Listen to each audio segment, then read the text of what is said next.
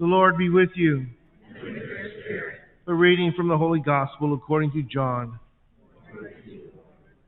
Jesus said to his disciples, "If you love me, you will keep my commandments, and I will ask the Father, and he will give you another advocate to be with you always, the Spirit of truth, whom the world cannot accept, because it neither sees nor knows him. But you know him, because he remains with you and will be in you. I will not leave you orphans. I will come to you. In a little while, the world will no longer see me, but you will see me, because I live and you will live. On that day, you will realize that I am in my Father, and you are in me, and I in you. Whoever has my commandments and observes them is the one who loves me, and whoever loves me will be loved by my Father, and I will love him and reveal myself to him." The Gospel of the Lord. Praise to you, Lord.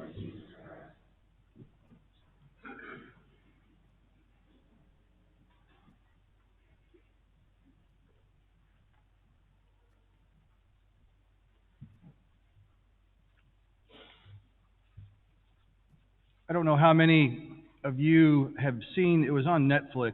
It was pretty cool. And it was a mini series called Catman. No, it's not. I'm just kidding.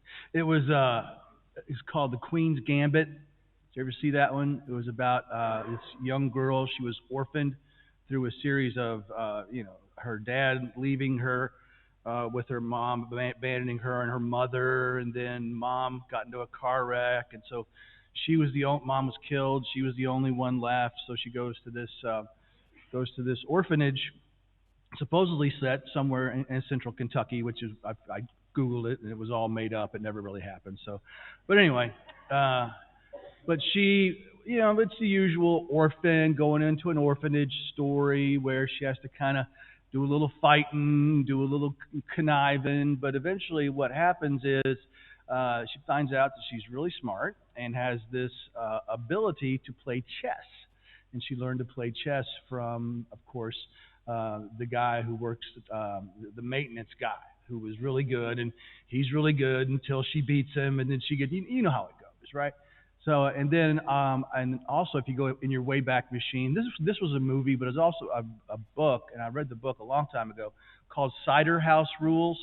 It's by John Irving, and the main character is an orphan who is in an orphanage, the doctor there, who is the doctor at the orphanage, takes a special shine to him, and then the kid decides he's had enough of that life and he wants to go do something else. So he goes and works and picks apples and makes them into cider. Neither one of these things have really anything to do with the homily, except that there's always this mystique about orphans. Think back to what was it? Oliver Twist.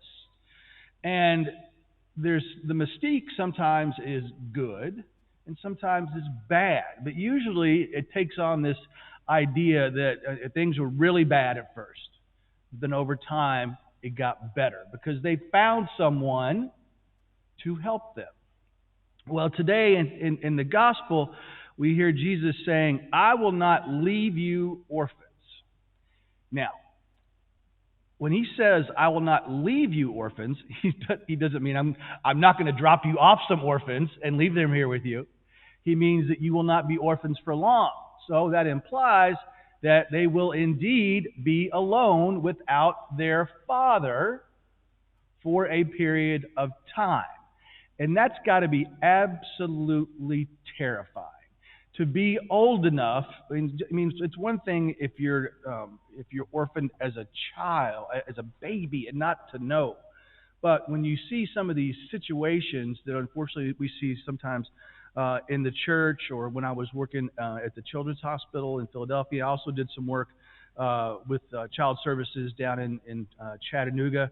When you see that a child is no longer with their parents, whether it be for whether the parent dies or whether the parents are removed from the situation because of something bad happening.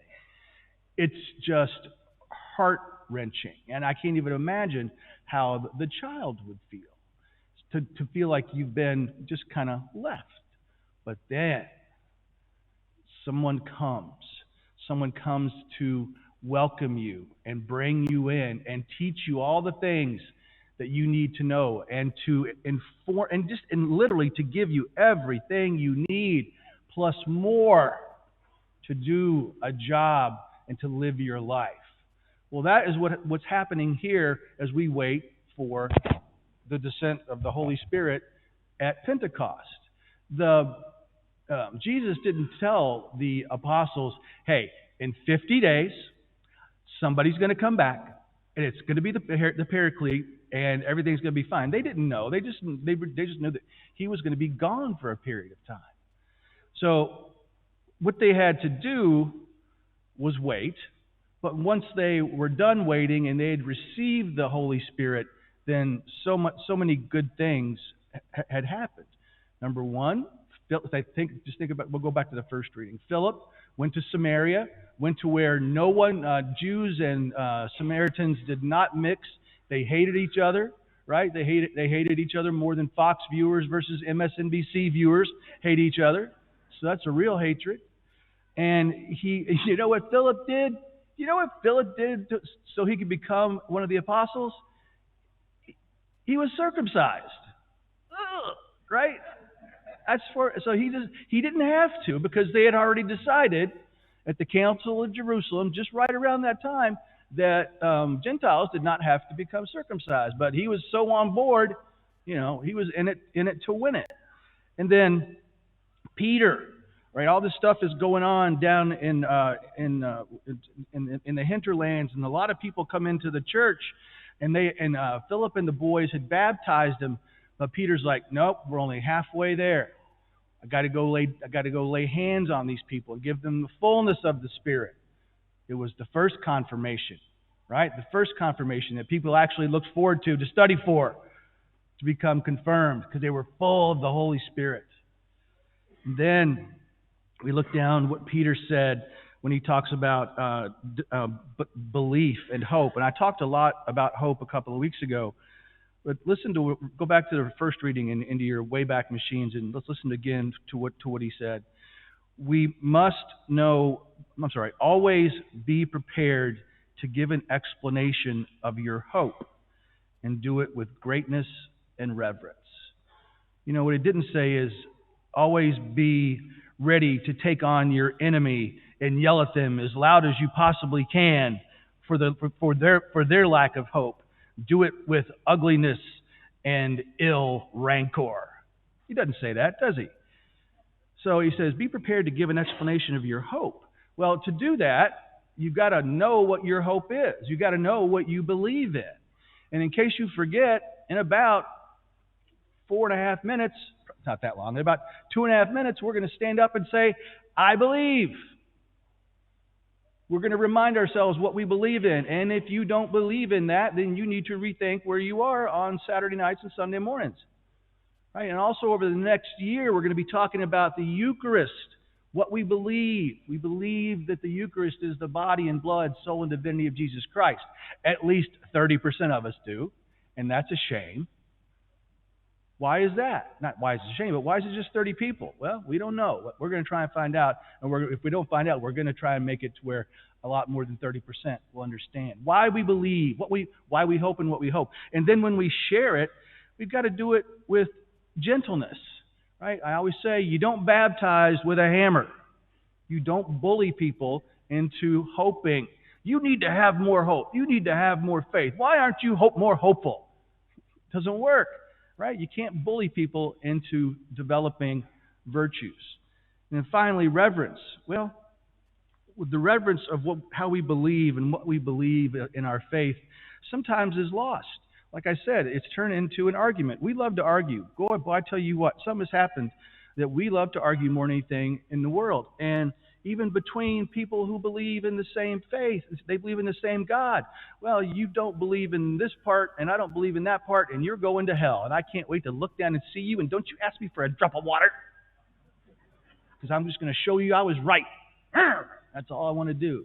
Wars have been started over a single disbelief. An entire schism happened in the Catholic Church because of a letter being left in or taken out of a really unpronounceable word, which I'm not even going to try and pronounce. But it's ridiculous. It's absolutely ridiculous. Again, you're not going to baptize with a hammer. You're not going to bully somebody into believing what you believe. And I'll just leave this last bit for you, and it was from the prophet Isaiah. It's very short. And keep this in mind. It's a little opposite of what sharing your hope is, but he says, "In silence and in hope shall your strength be." So in silence, in reverence, in prudence, in love, that is where we shall find our hope, in our hearts. And then sharing that with reverence, with love and compassion, remembering the whole time that we will always have the Paraclete with us, because as Jesus said, he will not leave us orphans.